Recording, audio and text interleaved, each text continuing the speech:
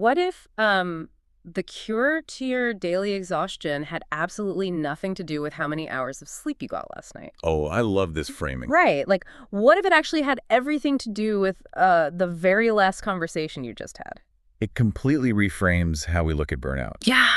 Because, we tend to treat our energy levels as a purely physical equation. Yeah, totally. Like a checklist. Exactly. Yeah. You drink enough water, you get your 8 hours, you eat well, but then you spend an hour tangled up in this brutal venting session. Or you get sucked into workplace gossip. Right. And suddenly your mental battery is just flashing red. You haven't even moved from your chair, but you feel like you just ran a marathon in wet sand. It's the worst feeling. So welcome to the Deep Dive, everyone. We are exploring a really fascinating stack of material today that actually diagnoses that exact modern illness. And the wild part is, it does so using a framework from centuries ago. Yeah, it's built around something called the Kathavastu 10, which outlines 10 specific subjects of praiseworthy conversation. And the core premise is wildly counterintuitive for how we live today. Because it suggests that conversation isn't just this, passive exchange of information.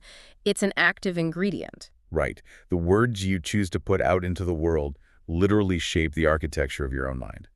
The phrasing they use in the source material for this is just brilliant. They call it a way to cleanse the mouth and heart. I love that. Yeah. Because the underlying psychology here is that we are highly suggestible creatures. And strangely enough, we are most suggestible to our own voices. Wait, really? Our own voices? Yeah. If you spend your time talking about chaotic, stressful things, your mind just adopts a chaotic state. That makes so much sense. But on the flip side, if you intentionally curate your conversations around certain, stabilizing topics, you can fundamentally upgrade your reality. So the mission for our deep dive today is taking these 10 ancient principles and translating them into an earthy, highly accessible survival guide for the digital age. A digital detox for the mouth, basically. Yeah, exactly. And we're going to break this down into 3 distinct groups. And it all starts with stopping the leaks in our mental foundation. Right, because before we can even think about becoming hyperproductive or unlocking our potential, we have to stop the constant draining background noise. Which is, it's entirely driven by our cultural obsession with wanting more. We live in an ecosystem that's quite literally designed to make you feel inadequate. Oh, 100%. It thrives on it. I always think of modern consumerism like a saltwater diet. Oh, a saltwater diet. That's a great analogy. Right. The entire system, the targeted ads, the algorithmic feeds, the lifestyle influencers, it's all designed to make you thirsty. Yeah, and the more you drink, the thirstier you get. Exactly. You buy the new phone, but then your feed immediately shows you the upgraded model, or the perfect vacation, or a new kitchen renovation. It never stops. It's just a bottomless pit of wanting. So right out of the gate, this ancient framework counters that with 3 specific conversational topics, and these are all aimed at contentment. Which is group 1. Right. First, we have apicca, which means speaking of living simply. Okay. Then there's santuthi, which is talking about contentment with what you currently have. I like that one. Yeah. And finally, paviveka, which is the active discussion around quietness and solitude. Let's actually look at the mechanism of why vocalizing those specific concepts is so powerful. Because there's a psychological principle called self-perception theory. Okay, break that down for us. It essentially argues that we observe our own behavior to figure out how we feel. So when you sit around with your friends and constantly complain about the things you don't have. Like the house you can't afford or whatever. Right, or the gadget you're waiting to buy. When you do that, you are actively creating a psychological state of lack.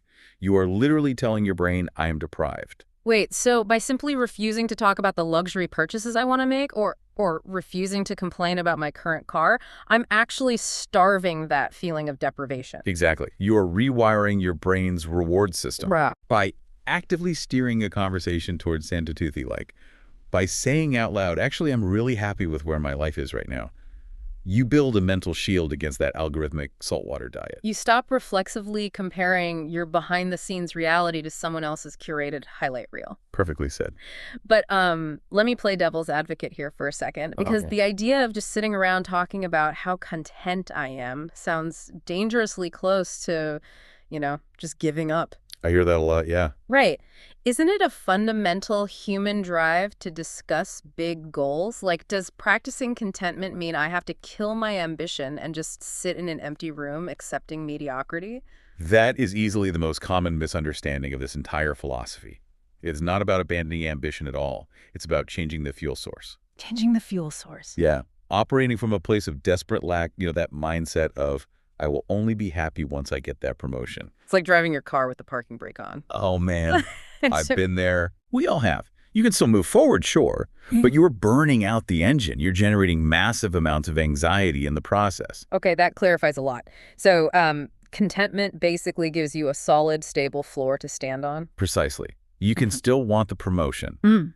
but if your internal narrative and, crucially, your external conversations are grounded in Santuthi. Which is satisfaction with your current baseline. Right. If you're grounded there, you pursue that promotion from a place of stability rather than desperation.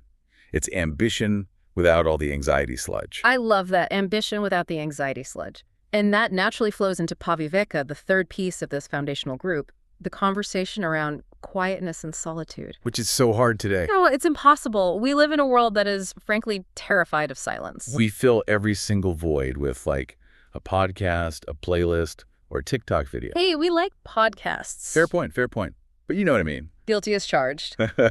But the framework suggests that we actually need to normalize quietness in our social circles. Yes, actively talk about it. Right. If I can talk to a friend and say, hey, I spent 20 minutes this morning just sitting on my porch with my coffee in total silence, and we actually discuss the value of that. You're validating peace. Exactly. We are making stillness an acceptable, praiseworthy thing to pursue, rather than treating it like some weird quirk or a waste of time. And this creates such a fascinating ripple effect. Because if you successfully plug those leaks... If you stop complaining about what you don't have. Right, and stop obsessing over what others are buying, and start validating quietness, you suddenly experience this massive surplus of time and mental bandwidth. The bleeding just stops. Which leaves us with a surprising new problem. What do you actually do with all that reclaimed energy? Right, because nature abhors a vacuum. Yeah. You aren't doom scrolling, you aren't impulse shopping, there's just this empty space. And that is exactly where the framework shifts from defense to offense. You've built the foundation, now you have to build the house. And the second phase is entirely focused on self-development, action, focus, and deep work. Group 2. Yeah, and what blew my mind looking at this section is how much these ancient concepts mirror a modern, like, Silicon Valley productivity playbook. Well, human psychology hasn't really changed, you know. Even if the tools have. The ancient thinkers were dealing with the exact same fundamental distractions we are, just without the Wi-Fi. True. So let's look at the first concept in this self-development group, asamsaga. It translates to non-entanglement or actively choosing not to get caught up in aimless socializing. Huge for the workplace. Totally. In a modern context, that is the exact definition of deep work. It's the intentional choice to, turn off Slack notifications, put your phone in another room, and just resist the urge to wander over to a coworker's desk to debate the latest streaming series. The conversational aspect is key here, though. Instead of bonding with your coworkers over how impossibly distracted you all are. Which we all do. Oh, constantly. Yeah. Or complaining about how many pointless meetings you have. Instead of doing that, you actively talk about the value of focus. You set verbal boundaries. It's the ultimate defense against the most common workplace trap. Gossip. Gossip is a killer. It really is. Let's say your phone buzzes and a friend sends that classic text. Did you hear what happened with our mutual friend? It's a disaster. The temptation to engage with that is immense. Because let's be honest, gossip is a cheap, artificial form of social bonding. Right. It feels good in the moment. It does, but it comes with a massive hidden cost. Gossip creates a severe cognitive load. Like it takes up RAM in your brain. It absolutely does. When you entangle yourself in someone else's drama, your brain now has to track who is mad at whom, what secrets you're supposed to keep. Well, you need to avoid at the next party. Exactly. It completely fragments your attention. So by practicing asamsaga, by politely steering the conversation away from that drama, you are preserving your mental RAM for the deep work that actually matters. You keep your mind clean. I love that concept of preserving RAM. But let's be realistic about work for a second. Sometimes you aren't avoiding gossip. You're just staring down a project that is objectively terrible. Oh, the dreaded impossible project. Right. The deadline is looming, the client is difficult, and your motivation just completely drops out. How does the framework keep you moving when the reality of the work is just awful? That brings us to the next topic, Viryaramba, which is the conversation of persistence and continuous effort. And notice that it's a topic of conversation, not just like an individual trait. Oh, so it's about how the team talks to each other. Exactly. If you sit around the conference table and simply complain about how impossible the project is, you are actively draining the collective willpower of the room. You're just talking yourselves into failure. You really are. But if someone pivots the conversation and says, look, this situation is a mess, but let's break down exactly how we're going to push through the next 48 hours, you literally generate energy through the dialogue. Wow. You manufacture momentum just by changing the topic. You're building a shared psychological resilience, which honestly is a perfect segue into the most volatile arena of human interaction. Oh boy, what's that? Family dynamics. Ah, yes, the ultimate test. Right, because you can have all the persistence and non-entanglement at work, but the moment you sit down at a holiday dinner and a relative pushes your specific, finely tuned buttons, all logic usually goes out the window. Family arguments are where our absolute best intentions are put to the stress test. For real, but the framework actually provides a fascinating three-part toolkit for this exact scenario. It uses three interrelated concepts. Let's hear them. Sila, meaning morality or good conduct. Panna, meaning wisdom and reason. And samadhi, meaning intense focus. And they aren't just a list of nice ideas, they actually operate in a chronological sequence. Let's unpack that sequence because it's so practical. When a disagreement with a family member starts to heat up, the default reaction is emotional escalation, right? Yeah, you feel attacked, so you attack back. Exactly. So Sila morality is the first intervention. It's conversing in a way that establishes basic trust. It's the conscious choice to say out loud, I am not going to hurl insults. I am not trying to hurt you. Because if you don't establish that baseline of trust, the other person is just going to keep their defenses up. Precisely. You literally cannot reason with a defensive nervous system. It's biologically impossible. Right. So once Sila establishes that safe ground, you can introduce Panna reason and truth. Instead of arguing about who is a worse person, Panna shifts the conversation to, let's look at the actual facts of what happened here, completely devoid of our emotional baggage. What is the truth of this specific situation? And the glue holding that entire delicate operation together is samadhi, focus. It requires immense mindfulness. I mean, you have to be focused enough in the middle of a physiological stress response. Like when your heart is racing and your face is flushed. Right. You have to catch the destructive insult before it leaves your mouth and consciously pivot back to reason. It is a very high-level social skill. It's the difference between a conversation that solves a problem and a conversation that creates a rift that lasts for 10 years. So let's take a step back and look at the trajectory here. If you apply these first two phases, your life looks pretty incredible. Yeah, it really does. You've stopped buying junk you don't need, you're starving the algorithmic noise, you're executing deep work by refusing to engage in gossip. And you're de-escalating family conflicts with reason and trust. It sounds like a perfectly optimized existence, but we don't live in a perfectly optimized world. No, we do not. Life is chaotic, it's unpredictable, sometimes you do everything right and disaster still strikes. The company downsizes and you lose the job.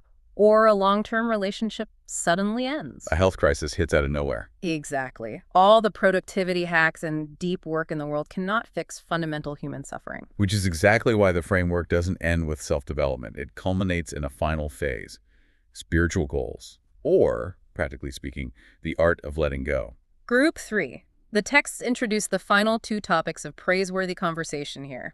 Vimudi, which translates to liberation or letting go of heavy burdens. Yeah. And Vimuttinadasana. Try saying that 3 times fast. Right. Vimuttinadasana, which is insight into liberation or understanding the transient nature of things. But those are massive, heavy syllables. They are. How do we pull those down to earth? I mean, I can't walk into a coffee shop and tell a buddy who just got laid off that we need to discuss insight into liberation. I'd sound completely disconnected from reality. Right. The terminology doesn't matter at all. The mechanism does. In our modern context, talking about liberation simply means choosing to discuss how to put down a heavy mental burden. Okay. Rather than choosing to carry it around, dissect it, and obsess over it, it is basically the ultimate pressure release valve for the human mind. Walk me through a concrete example of that. Let's say a A good friend comes to me completely devastated over a brutal breakup. Okay, common scenario. The social script I've been taught is to, buy them a drink and join them in their anger. They vent about how terrible their ex is. I validate that by agreeing and adding my own insults. Yeah, they're the worst, right. And then they get more upset, I get more upset. It creates this massive negative feedback loop. We call it a venting session. And culturally, we view it as a form of deep support. Yeah, it feels like you're being a good friend. And to be fair, in the immediate aftermath of a shock, acknowledging the pain is entirely necessary. But very quickly, that style of conversation becomes a trap. It feeds the fire instead of putting it out. It literally keeps the burden securely strapped to their back. So how does Vimutti, the conversation of liberation, disrupt that loop? By acting as a grounding force. Instead of validating the endless anger, you gently guide the conversation toward the mechanics of moving forward.